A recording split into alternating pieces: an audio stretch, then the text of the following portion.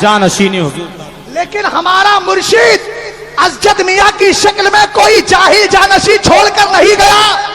تاج شریعت کی موجودگی میں اسجد میاں نے درس دیا ہے. اور 11 مہینے میں آج راز کی بات بتا دوں، اسجد میاں صاحب قبلہ ہوتے تو نہیں بتاتا. منہ پر تعریف کرنا اچھا نہیں ہوتا. حضور تاج شریعت 11 مہینے تک بیڈ ریسٹ پر رہے.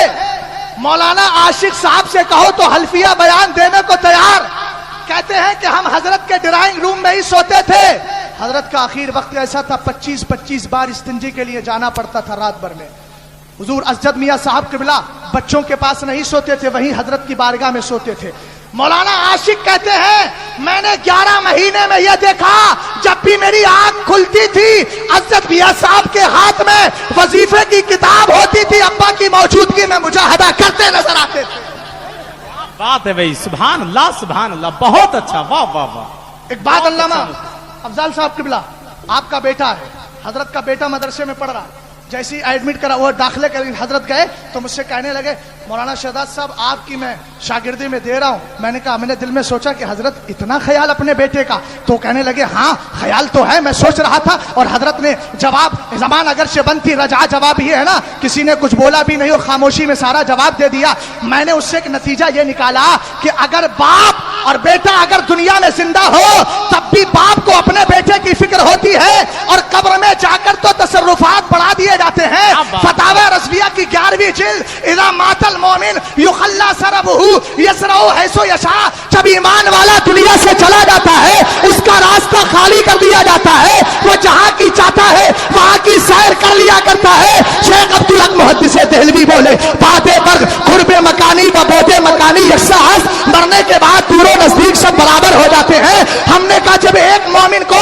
اتنا تصرف دے دیا جاتا ہے تو کوئی یہ نہ سمجھے کہ اسجد نادان ہے، اسجد کے پاس علم نہیں. ہم چاہے مرکزیت کا اعلان کرتے، میں کہتا ہوں بریلی کل بھی مرکز تھا، آج بھی ہے اور انشاءاللہ قیامت. بے شک بے شک، حق ہے یہ، واہ واہ واہ، زندہ باد زندہ باد. اگر بات صحیح ہے تو سبحان تصدیق اللہ کرو. سبحان اللہ، بے شک.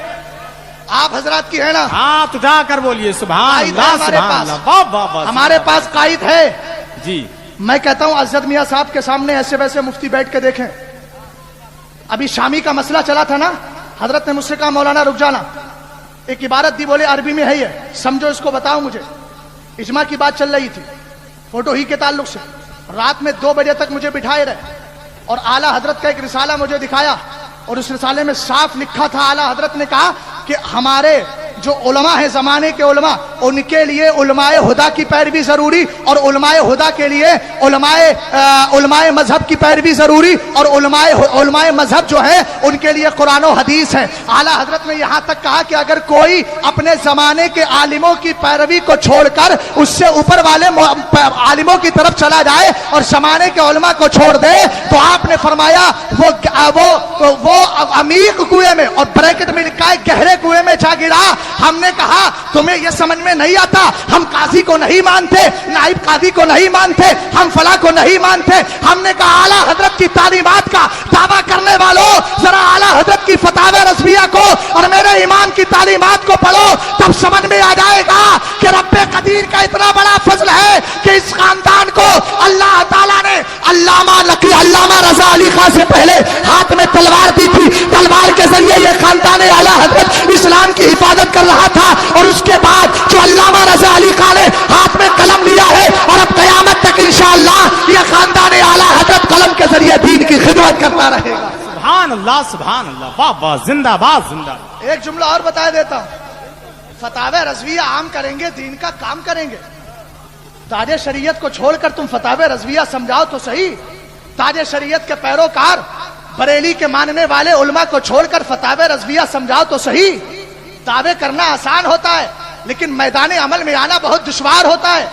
بات یہ چل رہی تھی حسام میاں کا معاملہ ہے. قاری صاحب قبلہ، قاری صاحب پڑھانے جاتے تھے تو معلوم ہے قاری صاحب سے کیا کہتے تھے؟ ایسے نہیں پڑھوں گا، ایک قرآن کی تفسیر سے کوئی واقعہ سنائیے. انہوں نے ایک دن واقعہ سنایا، پرانا بہت پہلے سنا چکے تھے، اس کے بعد سنا دیا تو بولے نہیں یہ تو سنا چکے ہیں. پھر ان سے بولے یہ بتاؤ سورہ فاتحہ کو فاتحہ کیوں کہتے ہیں؟ قاری صاحب چکر میں پڑ گئے. ہوتا ہر سوال کا جواب نہیں ہوتا. ایک دن کہنے لگے میں نہیں پڑھوں گا. تو بولے کیا کرو گے؟ ہاتھ پکڑا اور پکڑنے کے بعد بولے درگاہ اعلی حضرت پہ چلیے. لے گئے. رئیس بھائی کو جانتے ہوں گے جو درگاہ اعلی حضرت سے بالکل بوڑھے سے بیٹھے رہتے ہیں. ہاں ہمارے مولانا زاہد صاحب بہت اچھی طرح جانتے ہیں. تو وہ گئے. ان کا معمول یہ ہے کہ جب حسام میاں جاتے ہیں تو وہ ڈلیا دے دیتے ہیں پھولوں کی.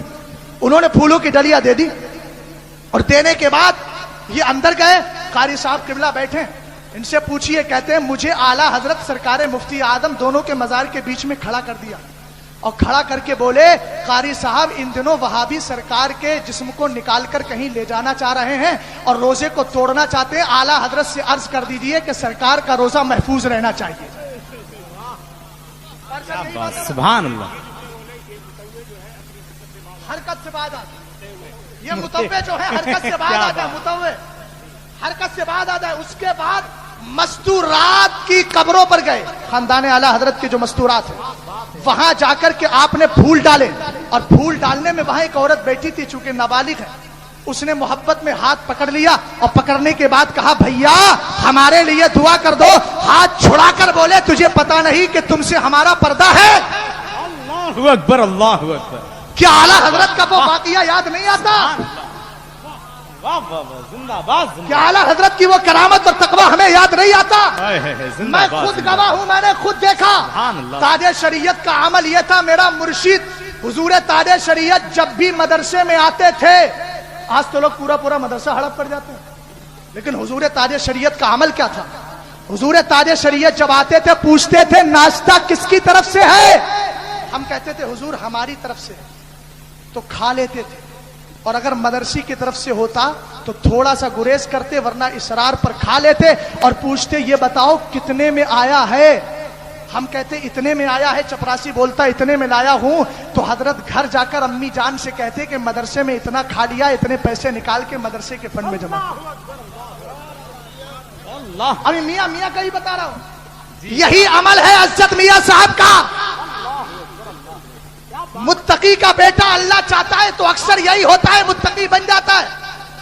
میں جزیہ کلیہ بیان نہیں کر رہا.